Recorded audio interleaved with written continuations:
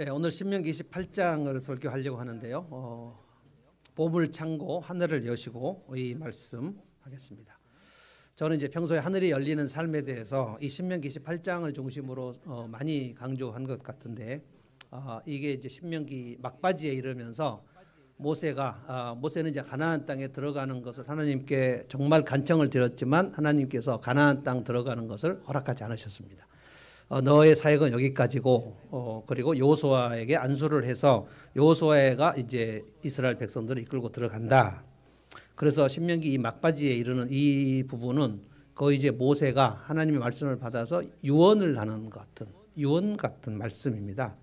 굉장히 의미심장한 말씀인데요. 신명기 28장이 아주 길어요. 1절부터 68절까지 있습니다. 중요한 것은 이제 모세가 이스라엘 백성들을 볼 때에 이 백성들이 이 광야에서 새로 태어난 두 번째 2세대 백성들인데 이들이 만약에 광야 1세대들처럼 40년 돌 때에 불순종했다가 가나안 땅에 못 들어간 백성들처럼 또 불순종하게 되면 가나안 땅에 들어가서 또다시 하나님이 주시는 적과 꿀이 흐르는 삶을 못 누리면 어떻게 하지? 이런 걱정이 있는 것입니다. 물론 하나님도 걱정이 있습니다.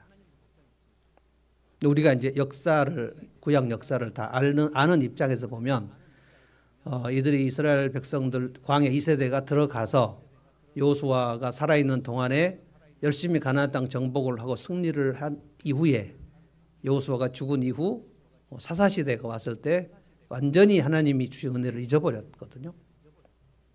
그리고 400년이 지난 이후에 다윗이 나타나서 다윗 왕궁을 세웠지만 다시 다윗의 아들 솔로몬이 다 말아먹어버리고 말았습니다. 오늘 순종인가 불순종인가 이것을 모세가 하나님의 말씀을 받아서 정말 열심히 가르칩니다. 이제 우리가 읽지 않았던 본문인데요. 27장에 보면은 너희가 가나안 땅에 들어가면 아예 12지파 중에서 6지파는 그리심산에 12지파 백성이 서라. 그래서 가나안 땅에 들어가면 그 정복 전쟁하고 난 다음에 이스라엘 백성들 12지파가 그리심산에 섭니다. 그리고 에발산에서도 12지파 중에 6지파가 서라. 절반은 그리심산에 서고 절반은 에발산에 서게 하시고 그리심산은 축복이고 에발산은 저주다. 순종하면 이렇게 축복을 받고 불순종하면 이렇게 저주를 받는다. 이걸 쫙 나눠서 얘기하십니다. 그래서 이스라엘 백성들과 언약을 맺습니다. 30장 가면 언약을 맺거든요. 다시 모압 땅에서. 오늘은 이제 우리가 이 1절부터 14절까지만 지금 배우는데 여러분 집에 가셔서 15절부터 68절까지를 다 한번 꼭 읽어보시기를 권고합니다. 오늘은 안 다루겠지만 어떻게 하면 하늘이 닫히는가에 대해서 하나님께서 엄청난 경고를 하십니다. 하늘이 열리는 삶도 있고 하늘이 닫히는 삶도 있는데 너희가 여기서 순종을 하면 내가 하늘을 열어주겠다. 이게 이제 12절 말씀이고요. 너희가 가나안 땅에 들어가서 불순종을 하면 내가 하늘을 닫겠다라고 얘기하십니다. 굉장히 그런데 순종하면 복 주시겠다는 게 1절부터 14절까지 있고요. 14절 그리고 불순종하면 저주를 받는다는 말씀이 15절부터 68절까지 있습니다. 그러니까 거의 3배 정도 경고의 말씀이 많아요. 그래서 오늘 이 말씀을 들으실 때에 이렇게 하나님께서 순종하면 이렇게 열어주신다는 말씀을 들을 때에 불순종하면 이 정반대로 하신다는 말씀도 들어있다는 것을 기억을 하시기 바랍니다. 이스라엘 백성들의 순종은 오늘의 순종은 미래를 결정합니다. 그러니까 내일이 어떻게 될 것인가 너희들이 점쟁이에 가서 물어보지 말라 그래요. 이스라엘 백성들 중에 점쟁이들은 다 죽이라 그랬거든요. 왜냐하면 이집트에서나 이방 백성들은 다 점을 칩니다. 신탁이라고 그랬어요. 점을 쳐서 기륭화복을 앓으려 그래요. 그래서 내 인생이 복이 있을 것인가 화가 있을 것인가 어떤 그 점이 나오는가 이것을 우리 신학에서 결정론이라고 합니다. 결정론은 내 인생의 미래가 쭉 결정되어 있다는 거예요. 이거를 이제 역술인들은 사주팔자라고 얘기합니다. 그래서 내 팔자야. 이게 팔자가 뭐 사납다 뭐 이런 것들이 전부 내가 운명이 다 결정되어 있다는 거예요. 그래서 점을 치는 거예요. 그런데 하나님께서 오늘 이 신명 28장에 얘기하시는 것은 뭐냐면 너희 인생의 미래에 내일은 오늘 너희 순종에 달려있다. 이것이 여러분 제러드 시처의 하나님의 뜻, 우리가 북쉐어링 할 때 굉장히 많이 다루는 것이 그 하나님의 뜻의 핵심이 뭐냐면, 저는 그 책을 읽으면서 한국 신자들만 점을 치는 게 아니고 미국에 있는 크리스찬들도 엄청 자기 미래에 어떻게 될 것인가 물어보는 사람이 엄청 많구나. 그러니까 성경에는 내 인생의 미래가 어떻게 될 것인가를 미리 알아보려는 시도 또는 기도를 통해서 내가 어떻게 어느 길로 가면 좋은가를 물어보는 그런 내용이 성경에는 별로 있지 않습니다. 혹 한 번씩 있지만 내가 내일 어떻게 될 것인가 하는 것은 오늘 어떻게 순종하는가에 타이트하게 연결되어 있습니다. 그래서 점쟁이에게 가지 말고 신명기를 보라는 거예요. 이 신명기 보면 내 앞으로의 미래가, 그리고 내 자녀들의 미래가 여기 그냥 밝히 나와 있습니다. 그러니까 걱정을 할 필요도 없고 점쟁이한테 갈 필요도 없어요. 하나님께서 뭐라고 얘기하셨냐면 너희가 오늘 내 말에 순종하면 내가 보물 창고 하늘을 열어주겠다 그랬어요. 12절 한번 볼까요? 다 같이 한번 읽어볼까요? 오늘은 되게 좋은 말씀을 할 거예요. 그런데 15절부터 여러분 집에 가셔서 무시무시한 말씀을 읽어보시기 바랍니다. 12절 다 같이 한번 우리 세 번역으로 읽어봅시다. 12절 시작. 주님께서는 그 풍성한 보물 창고 하늘을 여시고 저를 따라서 당신들 밭에 비를 내려주시고 당신들이 하는 일에 모든 일에 복을 주실 것입니다. 꾸어주기는 하여도 꾸지는 않을 것입니다. 뭐를 열어주신다고요? 풍성한 보물 창고 하늘, 이걸 열어주시겠다는 거예요. 순종하면 그렇게 하시겠다는 거예요. 이 말씀을 제가 쭉 이렇게 묵상하면서 두 가지로 열어주시는구나. 하나는 높여주시는 거고 하나는 열어주시는 거다. 높여주신다, 열어주신다. 그런데 어떻게 하면? 순종하면. 그래서 아주 타이트하게, 아주 견고하게 조건적으로 엮여 있습니다. 그러니까 내가 순종하면, 하나님 말씀을 듣고 순종하면, 순종하지 않으면 어떻게 되는가가 아주 밝게 나와 있어요. 두 가지를 제가 오늘 말씀을 드릴 거예요. 하나는 순종하면 하나님께서 높여주신다고 되어 있습니다. 순종하면 어떻게 하신다고요? 높여주신다고 되어 있어요. 높여주신다. 1절을 한번 볼까요? 1절로 한번 가보겠습니다. 1절도 매우 중요하니 한번 다 같이 읽겠습니다. 1절 시작. 당신들이 주 당신들의 하나님의 말씀을 귀담아 듣고 내가 오늘 당신들에게 명한 그 모든 명령을 주의 깊게 지키면 주 당신들의 하나님이 당신들을 세상의 모든 민족 위에 뛰어나게 하실 것입니다. 모든 민족 위에 뛰어나게, 이겁니다. 모든 민족 위에 뛰어나게. 하나님은 이스라엘 백성들을 출애굽시킬 때 엄청난 계획을 갖고 계셨어요. 시편 139편에 보면 여러분이나 저에게도 마찬가지입니다. 하나님은 우리를 구원하실 때 엄청난 계획을 갖고 계세요. 심지어 바다의 모래 숫자보다 더 많은 계획이 있다고 말씀하셨어요. 높여주시겠다는 거예요. 그런데 조건이 뭡니까? 제가 다시 한번 읽어볼게요. 1절 이제 잘 들어보십시오. 당신들이 하나님의 말씀을 귀담아 듣고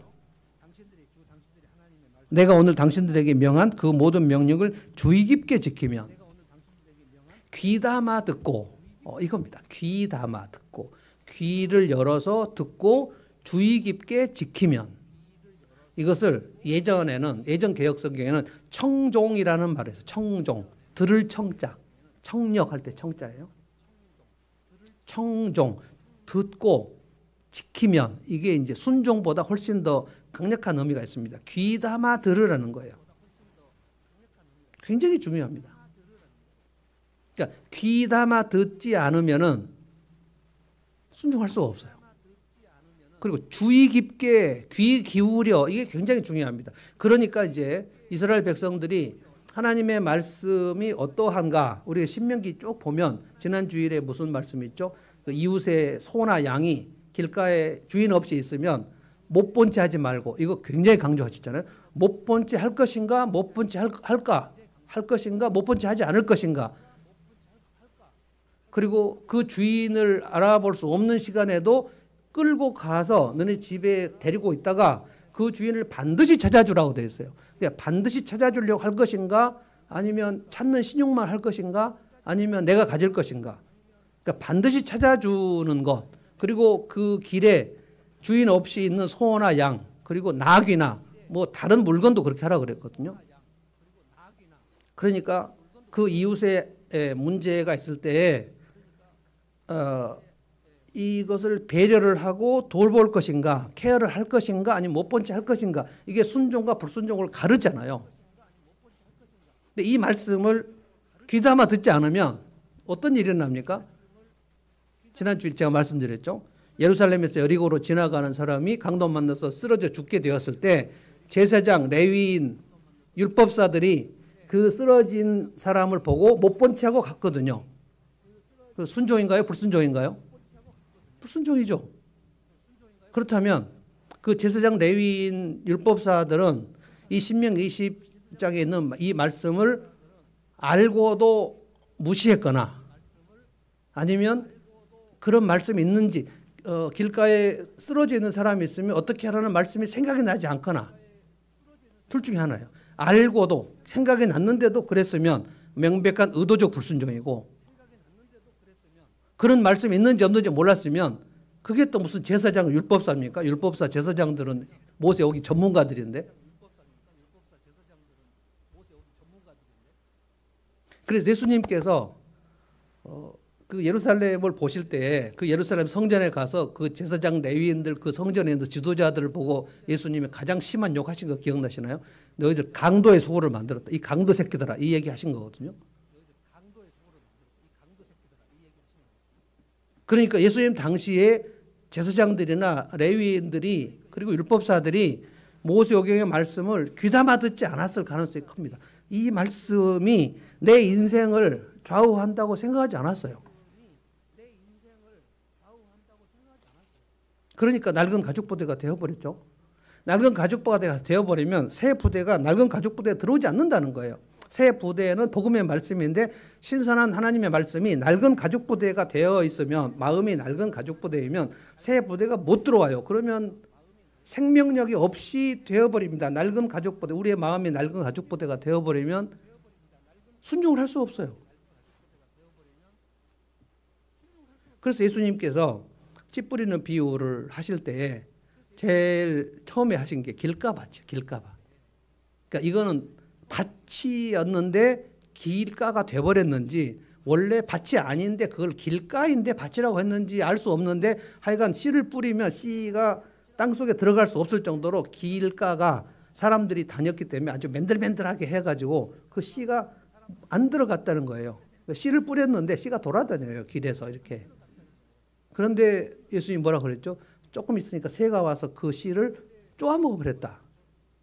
예수님이 친절하게 얘기해줘요. 그 새는 마귀다. 그러니까 말씀을 들어도 귀담아 듣지 않은 사람, 그러니까 건성으로 말씀을 소홀히 하는 거죠. 말씀을 소홀히 하는데, 그런데 그 말씀이 속으로 들어가지 않았는데 어떻게 열매가 납니까? 그래서 귀담아 듣고, 저는 이 말씀이 오늘 핵심이라고 봅니다. 귀담아 들으면, 귀담아 듣고 순종하여 주의 깊게 지키면. 그래서 제가 올 한 해 새 부대가 되자고 얘기하고 말씀을 묵상을 매일매일 하지 않으면 그냥 자기도 모르게 낡은 가죽 부대가 되어버려요. 방법이 없습니다.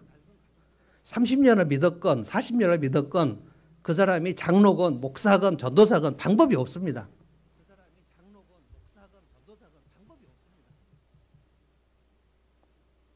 주의 깊게 지키면 세상 모든 민족 위에 너희를 높이시겠다고 그랬어요.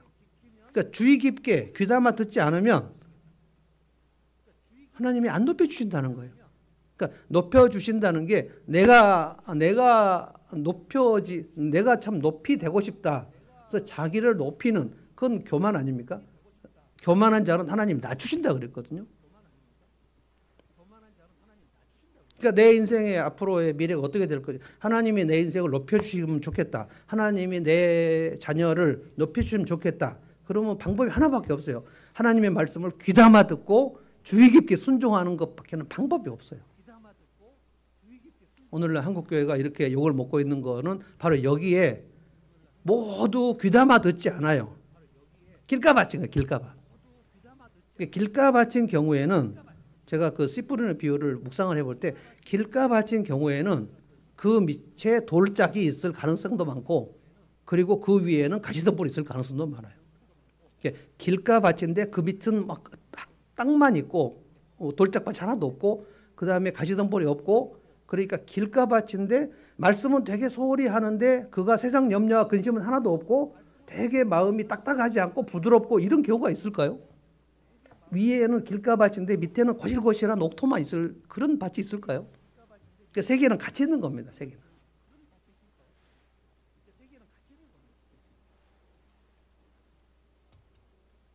13절로 가보면 어떻게 높여주겠다고 했냐면 보십시다. 13절로 가보겠습니다. 제가 읽어보겠습니다. 오늘 내가 당신들에게 명령하는 바 당신들이 주 당신들의 하나님의 명령을 진심으로 지키면 주님께서는 당신들을 머리가 되게 하고 꼬리가 되게 하지 않으시며 당신들을 오직 위에만 있게 하고 아래에 있게 하지 않을 것입니다.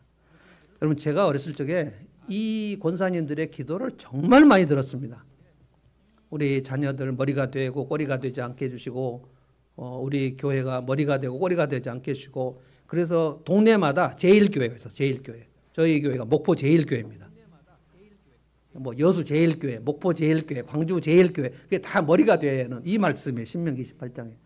그래서 늘 목사님들이 축복기도 할 때 이 아이가 나중에 가서 꼭 머리가 되게 해주시고 꼬리가 되지 않게 해주시고 그런데 여기 신명기 말씀 문맥을 잘 보면 반드시 말씀을 귀담아 듣고 순종하고 주의 깊이 지키면 머리가 되게 하겠다는 거예요. 그러니까 순종하지 않았는데 순종하지 않고 기도를 많이 하는 경우도 있거든요. 여러분 기도하는 부모의 자녀는 망하지 않는다. 저한테도 그런 설교 들어보셨죠? 절반은 맞고 절반은 틀립니다. 기도하는 부모의 자녀는 망하지 않는다는 말씀은 기도가 순종이 타이트하게 엮였을 때입니다. 순종하지 않고 기도만 하시는 분들도 많아요. 그건 뭡니까? 순종을 하지 않고 내 자녀가 잘 되게 해달라고 막 기도하는 신앙. 순종은 없어요. 뭡니까 그게? 그게 기복신앙입니다. 기복신앙은 복을 구하는 신앙이 아니에요. 복을 구하는데 순종 없이 나는 순종은 안 할 건데 그냥 기도원에 가서 기도를 막 40일 저녁 기도를 하는 거예요. 우리 자녀 잘 되라고. 근데 집에서 자녀는 지금 밥도 못 먹고 있어요. 엄마가 지금 기도하러 갔기 때문에.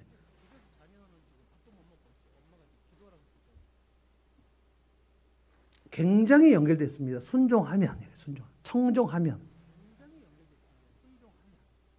그러면 이제 하나님께서 어떻게 하시겠다고 했냐면 2절 말씀 읽어보겠습니다. 다 같이 읽어봅시다. 2절 읽어보겠습니다. 시작. 당신들이 주 당신들의 하나님의 말씀에 순종하면 이 모든 복이 당신들에게 찾아와서 당신들을 따를 것입니다.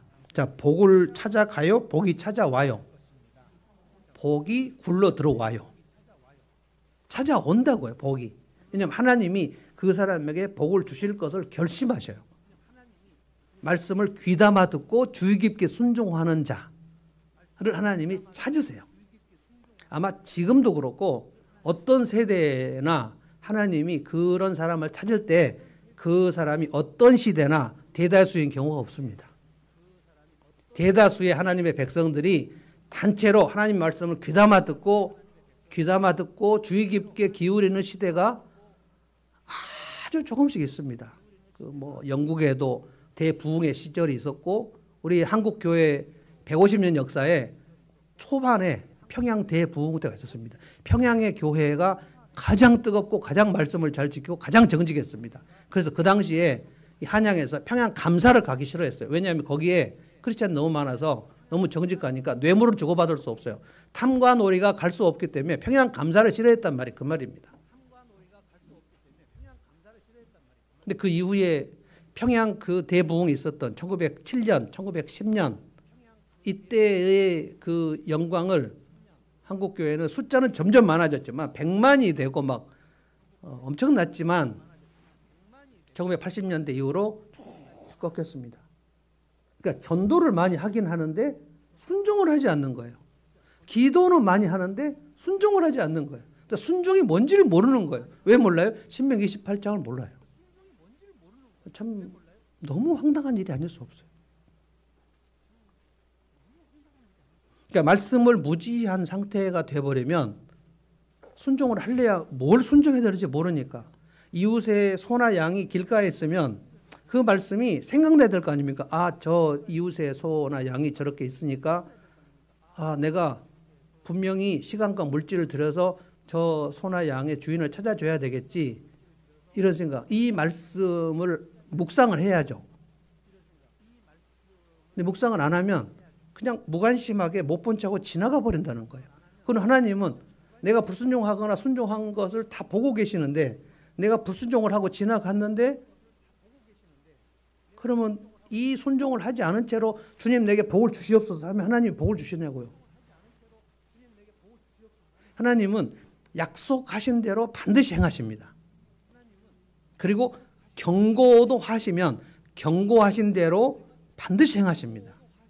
우리가 이스라엘 역사를 많이 생각해 볼 필요가 있어요. 이스라엘이 왜 바벨론에 쫓겨갔습니까? 하나님께서 다 말씀하셨어요. 여러분 집에 가서 15절부터 68절까지 반드시 보시기 바랍니다. 무시무시하게 되어 있습니다. 이 말씀을 모르면 내가 순종을 좀 안 하거나 나중에 순종하지 뭐 순종을 소홀히 해도 내 인생에 별로 문제가 안 될 것처럼 생각해요. 왜? 신명기 28장 15절부터 68절까지 모르니까. 모르면 어쩔 수가 없잖아요. 말씀을 소홀히 하거나 말씀을 귀담아 들어서 청종하지 않으면 그러니까 듣기만 하면 된다는 얘기가 아닙니다. 귀담아 듣고 주의 깊게 지키라 그랬어요. 내가 말씀을 귀담아 듣지 않아도 지금 현재 내 인생이 괜찮을 것이다 라고 생각하는 것은 여러분 큰 오해입니다. 그래서 3절부터 보시면 어마어마한 축복이 나와 있습니다. 어마어마한 축복이 나와 있어요. 말씀을 귀담아 듣고 주의 깊게 지키면 하나님께서 그 사람의 인생에 모든 영역에 개입하십니다. 모든 영역에. 그게 3절부터 14절까지 쫙 나와 있어요. 어떻게 높여주신다 그랬냐면 자 2절부터 2절에 한번 제가 2절을 다시 보고요. 이 모든 복이 당신들에게 찾아와서 당신들을 따를 것입니다. 복이 나를 따른다는 거예요. 복이 나를 따라. 그래서 3절이 어떻게 돼요? 당신들의 성읍에서도 복을 받고 들에서도 복을 받고 그러니까 집 안에서도 복을 받고 집 바깥에서도 복을 받는다는 거예요. 4절에 당신들의 태가 복을 받아 자식들을 많이 낳겠다는 거예요. 땅도 복을 받아서 열매를 많이 누린다는 거예요. 집 짐승들, 가축들도 복을 받아서 새끼들을 많이 낳게 된다는 거예요. 여러분 그래서 그 아브라함, 이삭, 야곱 이 사람들 족장들이라고 그러는데 족장들은 사실상 엄청난 부자들이었습니다. 사실상 아브라함과 이삭과 야곱 특별히 이삭의 경우에 아브라함보다 훨씬 더 하나님 풍부하게 하셨는데 뭐라고 되어 있냐면 이삭이 하나님 말씀 순종하니 하나님께서 그 해에 농사의 열매 100배를 소출하게 하셨다 그랬어요. 그럼 지금 받는 월급의 100배가 얼마인가 생각해 보세요. 지금 한 300만 원 받으세요? 100배는 얼마입니까? 100배. 뭐예요? 제 입사님 100배 얼마예요? 300만 원 100배? 3억이에요? 어떻게 감당이 됩니까? 매월 3억씩 받는다는 게 또 이제 뭐 배목사 순종하면 월급을 3억 받는다 그랬다 이렇게 어디 가서 얘기하지 마십시오. 엄청납니다. 엄청나요. 5절 보십시오. 5절에 당신들 곡식 광주리도 복을 받고 반죽 그릇들 복을 받고 그러니까 너희들 냉장고와 너희 주방을 하나님이 책임지시겠다는 거예요. 6절에 들어가도 복을 받고 나가도 복을 정신을 차릴 수 없도록 하시겠다는 거예요. 그럼 한 번 있었습니다. 한 번 다윗 왕국 때 다윗이 어떻게 순종했는가를 여러분이 그래서 시편과 다윗의 인생을 우리가 열심히 볼 필요가 있어요. 어떻게 순종했나? 왜냐하면 다윗이 소년 때 그때 왕이 누굽니까? 다윗의 소년 때 왕이 누구죠? 이스라엘 왕이 사울이잖아요. 사울 40년은 정말 하나님이 답답하기 짝이 없는 시절이었어요. 그러니까 사무엘이 나타나서 이스라엘을 미스바에서 회복하고 나서 사무엘이 이 이스라엘 백성들로부터 왕을 세워달라는 요구를 받고 하나님 저 이스라엘 백성들이 왕을 요구하는데 어떻게 합니까? 근데 하나님께서 그거는 너를 거부하는 게 아니고 나를 거부하는 건데 그래 그들이 원하면 왕을 한번 세워주자. 근데 그들이 열방과 같은 왕을 원하니까 이방 백성들처럼 이 왕이 우리를 지켜줄 수 있는 그런 거인 같은 왕을 달라고 한 거예요. 그래서 사울을 주신 거예요. 사울이 그 모든 사람보다 어깨가 하나 있었다 그랬습니다. 최홍만인가 뭐 이런 사람들 엄청났어요. 그 사울이 걸어갈 때 모두가 이 정도가 됐을 거니까 와 진짜 저 사울이 있으면 우리를 지키겠다. 그러니까 그때 이스라엘 백성 마인드 속에 보이지 않는 하나님이 우리를 지키신다는 신앙이 없어요. 이 왕이 우리를 지킬 것이다. 사무엘이 굉장히 좀 그 탐탁치 않게 이스라엘 왕 사울을 기름 부었는데 그때 사울은 하나님을 경외하는 마음이 처음에 조금 있었는데 그 왕이 되고 나서 바로 없어져 버렸어요. 40년간 왕을 하고 있을 때 사울은 완전히 그 심리학 용어로 말하면 자기애선 성격 장애입니다. 나르시시스트. 그러니까 내가 얼마나 대단한가. 하나님이 너를 버리셨다고 얘기했을 때도 이 얘기를 이스라엘 장로들 앞에서 하지 말아달라고 사무엘한테 부탁할 정도예요. 그러니까 자기 기념비 세우고 하나님이 너를 싫어한다는 얘기를 듣고 회개하는 게 아니고 자기 기념비 세웠다고요. 그래서 사울 시대에 하나님께서 내 말에 순종하고 청종하는 그 사람이 있는가를 보는데 진짜 눈 씻고 보기 어려운 시간에 아버지 양치고 있는 다윗을 본 거예요. 다윗은 누구에게 하나님의 말씀에 자극을 받았는지 알 수가 없습니다. 성경에 나오는 인물들은 한나는 누구한테 말씀을 배웠을까요? 엘리 제사장한테 말씀을 배웠을까요? 턱도 없는 소리입니다. 한나 시대 엘리 제사장 홈리와 비느하스 타락하기 짝이 없는 그 제사장들인데 어디서 그 기도를 배울까요? 한나는 그 원인을 모르겠어요. 어떻게 배웠는지. 다윗은 그냥 어떻게 하나님을 사랑하는지 어떻게 사랑하게 됐는지 아버지의 8번째 아들로서 아버지의 인정도 못 받고 아버지 사랑도 못 받고 사무엘이 그 집에 왔을 때 그 왕을 세우려고 기름 부으러 왔을 때 아버지가 다윗을 중요한 손님 오니까 너 나가라 그랬어요. 그래서 들판에 양치고 있었잖아요. 그러니까 아버지가 이 8번째 아들에 대해서 어떤 기대도 없었습니다. 여러분 아버지가 그 자식을 어떠한 기대도 하지 않으면 그 자식의 마음이 확 쪼그라들어 버리거든요. 저는 제가 개인 상담 쭉 하는 중에 이 부모로부터 적절한 훈육과 사랑을 충분히 받지 못하여 그 내면이 쪼그라들어 버린 경우가 굉장히 많이 보거든요. 근데 다윗은 그 마음이 왜 쪼그라들지 않았을까? 다윗은 자존감이 되게 높습니다. 정말 놀라운 경우예요. 하나님, 자기 아버지는 자기를 인정하지 않았는데 하늘 아버지에 대해서 그렇게 순종하고 싶고 막 찬양하고 싶고 다윗은 들판에서 혼자 하나님을 찬양하고 막. 근데 하나님께서 신명기 28장 이 말씀에 따라서 다윗을 높이실 수밖에 없잖아요. 높이시겠다고 약속했잖아요. 나 여호와의 말씀을 귀담아 듣고 주의 깊게 지키는 자는 세상 모든 민족이 뛰어나게 하시겠다라고 약속했는데 다윗을 어떻게 안 높여주실 수가 있냐고요. 이 원리를 여러분이 그 마음속에 새기시라는 거예요. 새겨. 하나님께서 내 인생을 높여주시는 방법은 내가 말씀을 귀담아 듣고 주의 깊게 순종하여 내가 하나님의 사람으로 하나님의 성품으로 변화되는 것이다. 이렇게 계속해서 이 변화가 되고 있는데 우리의 인생이 점점 낮아진다? 점점 인생이 망한다? 하나님의 말씀을 믿는 자는 그걸 믿을 수가 없죠.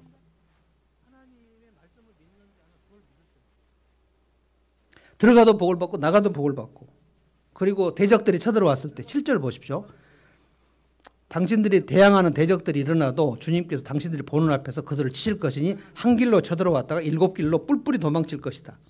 그러니까 백전백승이다. 다윗의 인생을 생각하시면 다윗이 어떻게 골리앗을 이겼는가 여기에 비결이 다 있습니다. 아무리 거센 대적이 와도 하나님께서 그들을 일곱 길로 도망가게 하신다고 약속이 돼 있어요. 사실은 내 인생의 미래에 대해서 두려워할 이유가 없어요. 그러니까 말씀을 귀담아 듣고 순종하고 청종하고 주의 깊게 지키고 하는 이것이 우리의 인생의 미래를 완전히 결정한다고 되어 있습니다. 8절 한번 볼까요? 8절. 예, 또 한번 같이 읽어볼까요? 다 같이 읽겠습니다. 8절 시작. 주님께서 명하셔서 당신들의 창고와 당신들의 손으로 하는 모든 일에 복이 넘치게 하실 것입니다. 그리하여 주 당신들의 하나님이 당신들에게 주시는 땅에서 당신들에게 복을 주실 것입니다. 복 얘기가 막 10번이나 나옵니다. 복이 너무너무 많이 나와요. 근데 이 복은, 축복은 순종하고 딱 타이트하게 붙어 있다. 당신들이 하는 일에 복을 주신다. 이렇게 나왔죠. 8절에. 그렇게 나왔죠. 당신의 손으로 하는 모든 일에 복이 넘치게. 손으로 하는 모든 일에 복이 넘치게. 그러니까 아무것도 안 해도 복을 주시겠다는 게 아니고 손으로. 이스라엘 백성들이 농사 짓잖아요. 지금. 농사를 짓는데 그 농사 일에 복을 주시겠다는 거예요. 그리고 시편 128편. 제가 그 가정 신방 가서 아이들 돌잔치하고 예배 드릴 때 요즘에는 우리 아이 낳는 경우가 없어가지고 많이 못했는데 저는 돌잔치 가면 무조건 시편 128편 설교합니다. 그 집에서 하나님을 경외하는 가장에 주신 복이 뭐냐면 그 손으로 하는 일에 복을 주신다는 거예요. 농사 짓는 사람들에게 손으로 하는 일에 복을 주신다는 게 뭐예요? 그게 풍성한 수확이죠. 그러니까 병충해도 하나님께서 막아주시고 태풍도 막아주시고 그다음에 어떠한 다른 대적들도 막아주시고 포도원을 하고 있으면 갑자기 그냥 물난리가 나는 일이 없도록 막아주시고 하나님께서 그 뭐라 그랬죠? 신명기에 처음에 보면 세초부터 세말까지 이 말씀 나오잖아요. 그러니까 1월 1일부터 12월 31일까지라는 뜻입니다. 하나님께서 친히 돌보시는 땅이다. 그 땅이 돌보시는 땅이니까 너희들은 순종하고 청종해라. 그러면 내가 그 밭의 농사, 논의 농사를 다 책임지겠다는 거예요. 자, 그러면 우리는 이제 농사 안 지으니까 어떻게 해요? 내 손으로 성실하게 하는 일에 복을 주시겠다 그랬는데 난 농사 안 지으니까 어떻게 되는가? 좀 이따 말씀드리겠습니다. 신명기 11장 12절 한번 우리 자기 성경 가지고 한번 찾아가 보겠습니다. 신명기 11장으로 한번 가보죠. 네, PPT 없습니다. 11장 12절. 가나안 땅 어떤 땅인가? 11장 12절 다 같이 읽어보겠습니다. 시작. 주 당신들의 하나님이 몸소 돌보시는 땅이고 주 당신들의 하나님의 눈길이 해마다 정초부터 섣달 금음날까지 늘 보살펴 주시는 땅입니다. 개역성경에 뭐라고 되어 있냐면 네 하나님 여호와께서 돌보시는 땅이라 연초부터 연말까지. 옛날 개역성경은 세초부터 세말까지 이렇게 되어 있어요. 여호와의 눈이 항상 그 위에 있느니라. 그러니까 높여주실 때 엄청나게 풍요롭게 하시겠다는 거예요. 그러니까 매일 아침에 일을 하러 나갈 때에 여러분 우리가 이제 매일 일을 하러 나가는 건 지극히 작은 일 아닙니까? 지극히 작은 일을 할 때 내가 도대체 왜 이렇게 보잘것없는 일을 해야 되는가라고 생각하지 않고 내가 오늘 이 작은 일에서 순종해야 되겠다. 신실하게 하나님의 성품이 순종이라고 말씀드렸죠. 신실하게 그리고 가능하면 온유하게 가능하면 나보다 일을 못하는 사람들을 오래 참아주고 뭐가 좀 힘든 사람이 있으면 긍휼을 베풀어주고 이게 하나님의 성품이죠.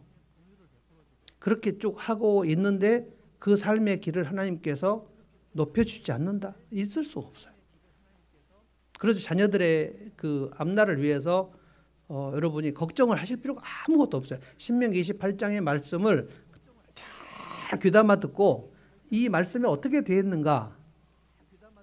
자, 옛날이 아니고 지난주에 여러분 전쟁 포로 여자 중에서 마음에 들어서 결혼하고 싶으면 그 여자 포로를 어떻게 하라 그랬죠? 데려다가 잘 씻기고 그리고 손톱도 깎아주고 전쟁 포로라고 함부로 하지 말고 고대 전쟁에서는 이긴 병사들은 그 패배한 민족들을 죽이거나 집단 강간을 하거나 아주 잔인하게 처리해 버립니다. 전쟁 포로들은 집장처럼 처리해 버려요. 근데 하나님께서 이방 민족 중에 너희가 승전한 경우에 여자 포로, 남자 포로, 이 포로들을 대할 때 그들의 인권을 함부로 하지 말라는 거예요. 그 포로가 마음에 들어서 거기 보면 좀 아리따웠을 때 마음에 들어서 아내로 삼고 싶을 때 그때 포로처럼 대하지 말고 죄수처럼 대하지 말고 씻겨주고 예쁘게 해주고 단장을 하라는 거예요. 신부 단장을 하라는 거예요. 그리고 한 달 동안 그 여자가 부모하고 떨어지는 것을 이별하는 말하자면 애도의 기간을 확보를 해주라는 거예요. 그리고 한 달 후에 기다렸다가 합방하라 그렇게 돼 있어요.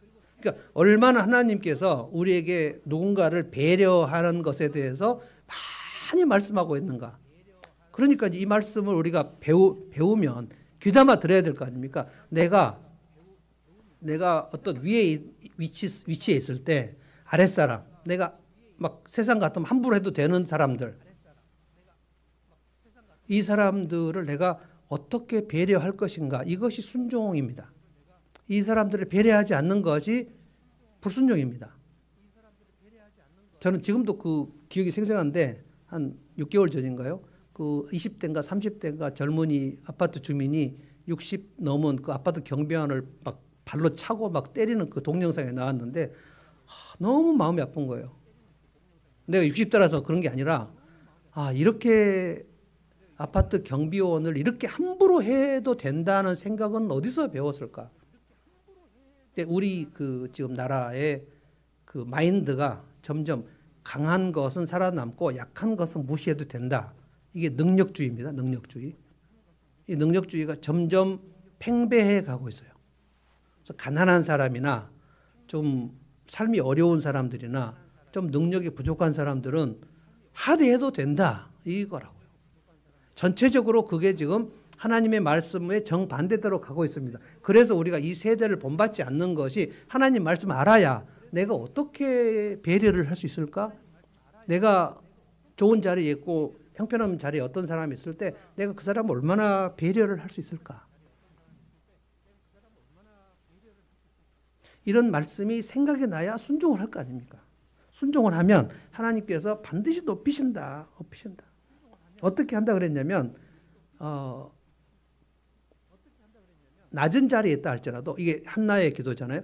낮은 자리에 있을 때에도 높여주시고 그가 불순종하고 교만하면 높은 자리에서도 낮추신다 이렇게 되어 있어요.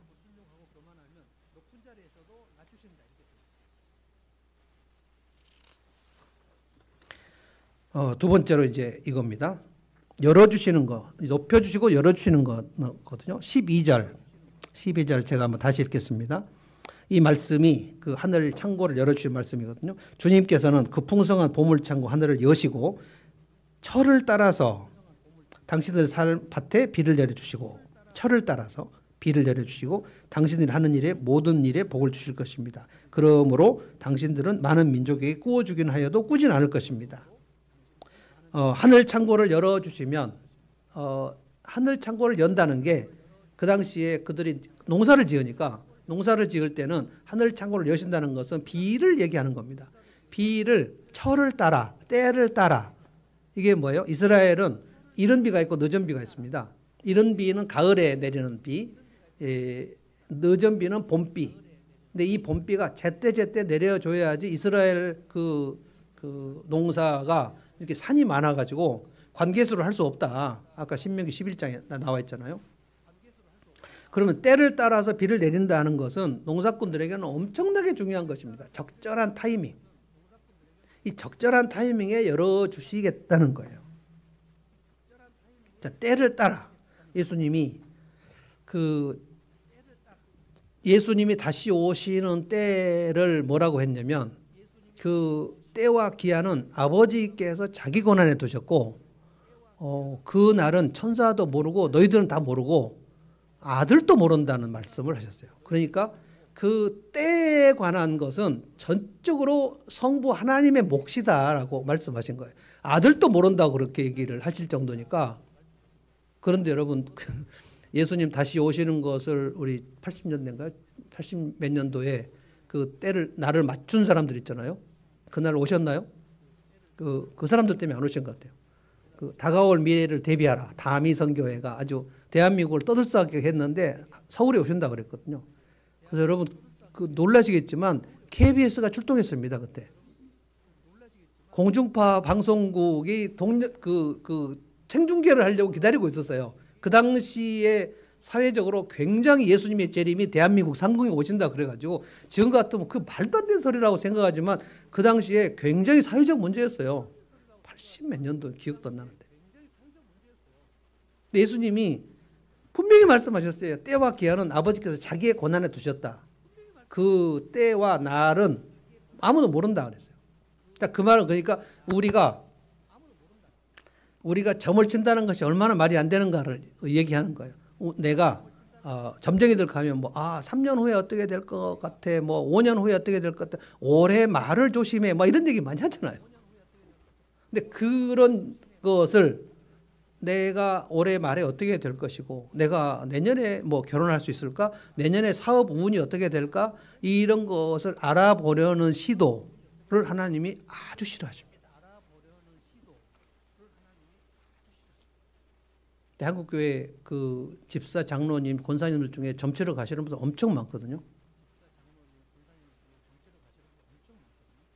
제 귀에 들려요. 아마 우리 교회 성도들은 갔다는 귀에 안 들렸지만 다른 교회 성도들 중에 또는 상담하다가 우리 어머니 권사님인데요. 이번에 점을 봤는데 이렇게 얘기하는데 그거를 제 앞에서 얘기를 할 때 아무런 얼굴에 갈등이 없이 얘기해요. 우리 어머니가 점치러 갔는데 이렇게 나왔는데요. 뭐지?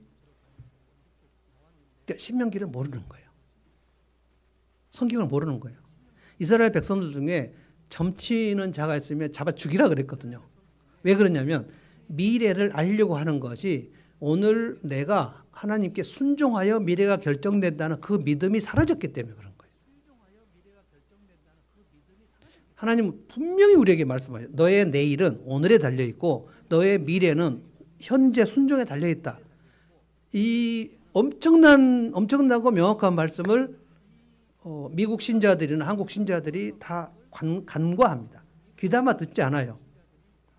그래서 소위 말해서 기도원으로 기도를 받으러 간다는 게 내가 어떻게 될 것인가. 그러면 기도 원장님들은 뭐예요? 기도해보니 어떻게 되겠네. 좀 심각합니다. 근데 그게 우리나라는 원래부터 점치고 구다는 그 무속신앙이기 때문에 그렇게 하는 것이 우리한테 이렇게 딱 그 정서가 맞아요. 그래서 제가 하나님의 뜻이라는 책을 꼭 읽으시라는 거예요.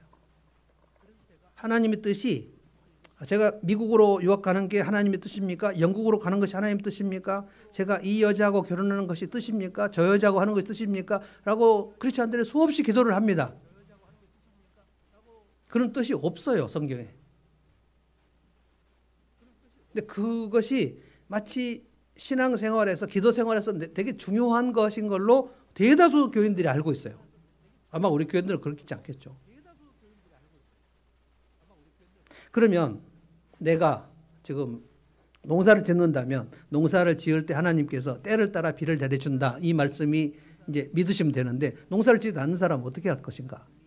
내가 지금 장사를 하는 경우에, 내가 지금 공부를 하고 있는 경우에, 내가 지금 결혼을 해야 되는, 내가 사업을 시작하려고 하는 경우에, 내 아이가 어떻게 될지 그게 궁금하고 염려가 되는 경우에 어떻게 기도를 하냐고요. 하나님은 성부 하나님이 때를 정하신다고 그랬죠. 타이밍. 그러면 때를 따라 비를 내리신다는 말씀이 사업을 하시는 분에게는 어떻게 적용될까요? 때를 따라 비를 주신다는 말씀으로 바로 적용을 하면 안 되겠죠. 어떻게 될까요? 때를 따라서 하나님께서 그 사업을 순종하는 사람에게 그 길을 열어주시려면 때를 따라 만날 사람을 만나게 하시는 겁니다. 이게 여러분이 자녀들을 위해서 기도할 때 가장 좋은 기도입니다. 사람을 만나는, 타이밍을 적절하게 만나는, 놀랍게 하나님께서 만나게 하시는 얘기가 성경에 굉장히 많이 나옵니다. 자, 지속적으로 우리가 순종하고 가고 있으면 하나님은 반드시 하나님의 때에, 하나님의 손으로, 하나님의 방식으로, 자, 기억하시겠어요? 하나님의 때에, 하나님의 손으로, 하나님의 방식으로 자, 외우실 수 있으면 해보십시오. 다 같이 시작. 하나님의 때에, 하나님의 손으로, 하나님의 방식으로 만날 사람을 만나게 하십니다. 내가 하나님 말씀을 귀담아 듣고 순종하고 있으면 하나님은 우리의 일상 영역에도 관여를 하시지만 우리가 앞으로 해야 될 어떤 일에, 그리고 우리 자녀들에게 내가 만나야 될 사람들 하나님께서 만나게 하셔요. 굉장히 중요합니다. 저는 그래서 다윗이 하나님 앞에 순종하고 있을 때 가장 중요한 만남이 뭐였냐면 사무엘을 만나게 되는 거예요. 하나님께서 사실은 사무엘을 이새의 집으로 보내실 때 그 다윗의 형들 만나려고 보낸 게 아니에요. 다윗을 만나게 하시려고 보내시는 거예요. 다윗의 아버지는 몰랐고 다윗도 몰랐습니다. 언제 우리 집에 이 나라의 지도자인 사무엘 선지자가 우리 집에 올 것인가 언감생심 생각이나 하겠습니까? 사무엘 선지자를 아무나 또 만납니까? 그 사무엘 선지자는 거의 지금 마지막 사사 중에서 거의 왕권을 가지고 있는 엄청난 권력을 가지고 있고 존경을 가지고 있는 민족의 어른이거든요. 그 민족의 어른을 아무나 만나겠다고 해서 만나는 게 아닌데 그 집으로 오잖아요. 하나님께서 그 다윗을 만나게 하시려고 보내시는 거 아닙니까? 다윗은 지금 뭐 하고 있었습니까? 아버지 인정도 못 받고 들판에서 시편 23편 노래하고 있었어요. 여호와는 나의 목자시니 내가 부족함이 없으리로다. 이런 노래하고 있었다고요. 근데 다윗은 어떻게 이 신명기의 말씀 알았는지 내 인생을 높여주시고 내 인생을 열어주시는 것은 내가 순종하고 하나님께 찬양하고 있으면 하나님은 하나님의 때에 어떻게 알아서 하시겠지. 이 믿음이 있었어요. 근데 어느 날 갑자기 집에서 막 사람이 와가지고 너 빨리 와라. 양치는 거 그만두고 빨리 와라. 가봤더니 사무엘 선지자가 있었잖아요. 딱 다윗이 서니까 하나님께서 사무엘의 마음에 이 사람이다. 만나게 하셨잖아요. 정확한 타이밍입니다. 정확한 타이밍. 저는 그래서 하나님께서 이 길을 열어주신다는 것을 이 만남의 타이밍으로 얘기를 하고 싶어요. 앞으로 인생 저 어떻게 될지 모릅니다. 우리 교회도 어떻게 될지 모릅니다. 제가 은퇴하면 하늘문교는 어떻게 될지 좀 모릅니다. 그러나 제가 믿고 있는 것은 우리가 여기서 열심히 지극히 작은 일에 순종하고 있으면 하나님은 여러분의 각각의 인생에 개입을 하신다고 저는 믿습니다. 개입하십니다. 분명히 높여주십니다. 어떻게 높여주실지는 저는 모르지만 성경에 높여주신다고 돼 있어요. 모든 민족이 뛰어나게 하시겠다고 그랬어요. 이거는 고지론이 아닙니다. 높여주시고 풍요롭게 하셔서 그 사람이 또 순종하겠죠. 그러면 그가 가진 풍요로움을 가지고 순종하면 어떻게 됩니까? 고아, 과부, 나그네, 종, 객들 또 먹이겠죠. 그럼 먹이면 하나님께서 그걸 보시고 또 갚아주시니까 또 열어주시겠죠. 어떻게 인생이 망할 수가 있습니까? 순종을 했는데. 그리고 열어주시는 거. 저는 오늘 몇 사람이 어떻게 만났는가 성경의 사람들 얘기해 보겠습니다. 바울이 그 첫 번째 선교여행을 가다가 루스드라에서 누구를 만났냐면 디모데를 만납니다. 디모데를 만났을 때 바울 사도가 와, 이렇게 괜찮은 청년을 내가 만나다니 엄청나게 좋아했습니다. 바울은 결혼 안 했기 때문에 아들이 없거든요. 디모데를 자기 믿음의 아들로 삼고 평생 동안 마치 모세가 여호수아를 키우듯이 바울이 디모데를 키우는데 디모데 입장에 생각해 보자고요. 디모데는 유대인과 헬라인의 혼혈아인데 그가 아직 할례를 받고 있지 않았어요. 그런데 그가 루스드라에서 얼마나 하나님을 헌신적으로 섬기고 있었는지 동네에서 소문이 다 났다고 그랬어요. 자, 동네에서 소문이 났는데 그 공동체에서 디모데라는 청년이 얼마나 하나님께 순종하는지 소문이 났는데 하나님이 그 디모데를 보지 않으셨을 리가 있을까요? 여러분 이 믿음을 가지시라고요. 내가 아무도 없는 곳에서 지극히 작은 일에 순종을 하고 있는데 그것을 공동체가 모를 리도 없고 순종을 계속 하고 있으면 그 사람이 순종할 때 향내가 나기 때문에 모를 수가 없어요. 그 사람이 불순종하고 있으면 한 번은 안 들킬 수 있지만 한 달이나 두 달 계속 불순종하면 공동체 악취가 나기 때문에 모를 수가 없어요. 디모데가 그렇게 순종하고 있는데 하나님의 눈에 안 들 리가 있습니까? 그러면 디모데가 그 인생이 열리려면 누구를 만나야 됩니까? 바울 사도를 만나야죠. 그러면 바울 사도가 선교여행을 하는 그 일정과 디모데가 여기서 순종하는 것이 정확하게 만나지 않습니까? 우리는 알죠. 이 둘은 만나게 될지 몰랐어요. 하나님께서 하나님의 타이밍에 적절하게 만나게 하셔서 디모데의 눈앞에 바울 사도가 딱 왔는데 와, 이 친구 내가 키워야 되겠다.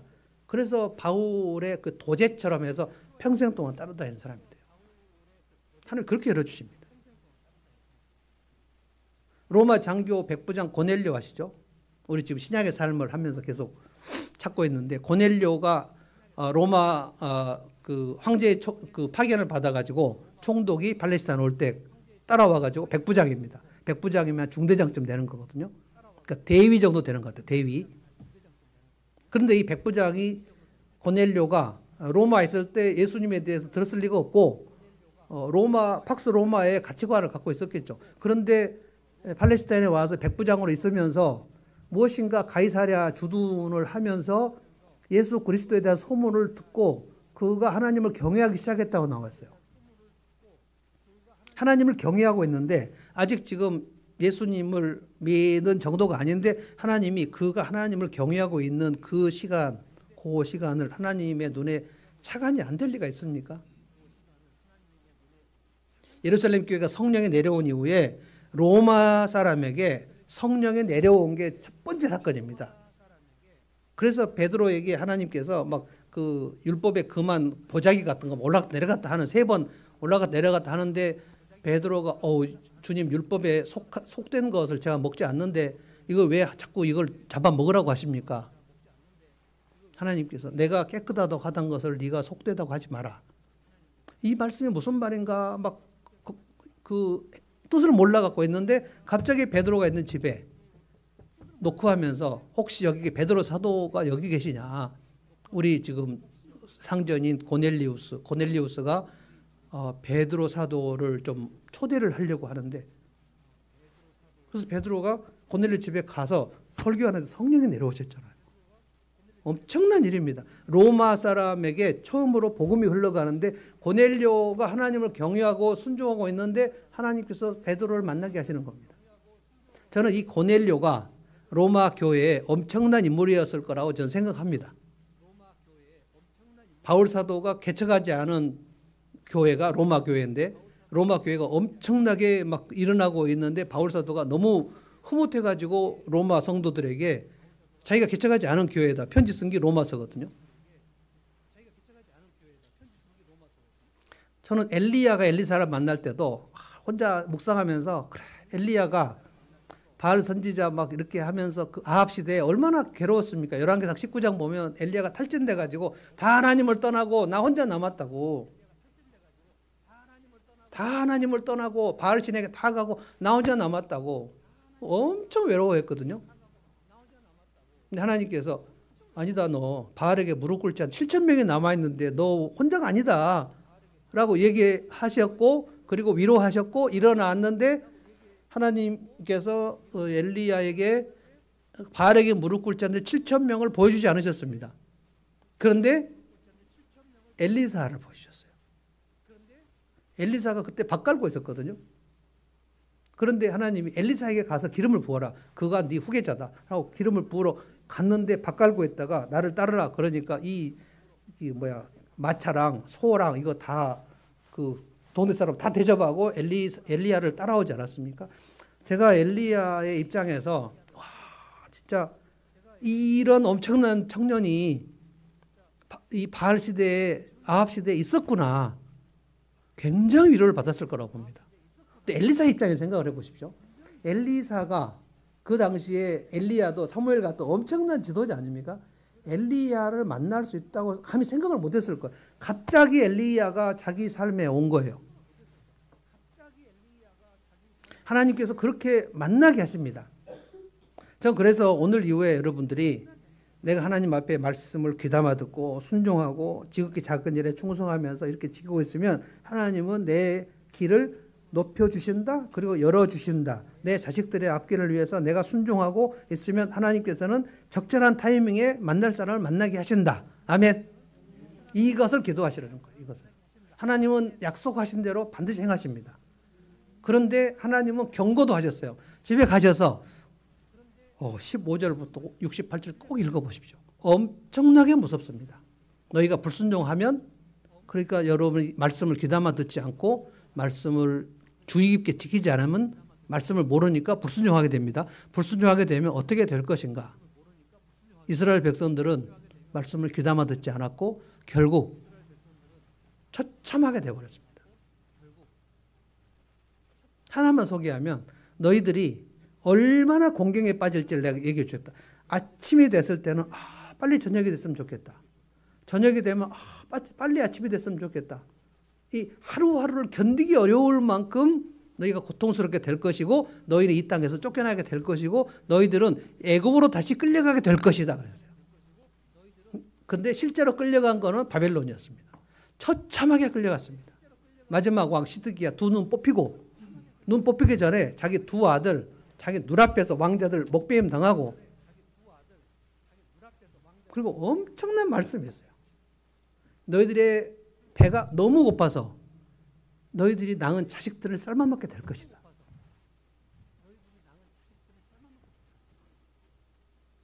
너희들이 반드시 꼬리가 될 것이다. 머리가 되지 않고 꼬리가 될 것이다. 너희들이 적들을 향하여 한 길로 공격하러 갔다가 7길로 도망칠 것이다. 오늘 말씀에 정반대의 말씀이 엄청 나와 있습니다. 이 말씀을 읽었을 때 내가 순종을 소홀히 한다는 것은 어마어마한 것이구나. 이 말씀을 안 읽었을 때 내가 좀 순종하지 않아도 괜찮지 않을까? 내가 뭐 다음에 순종하지 뭐. 순종을 연기하거나 순종을 소홀히 하게 됩니다. 말씀을 모르면. 그러나 오늘 하나님께서 이 말씀을 우리에게 주셨을 때, 이 말씀을 지금 시간이 있으면 68절까지 다 해야 되지만 오늘 이제 마칠 건데요.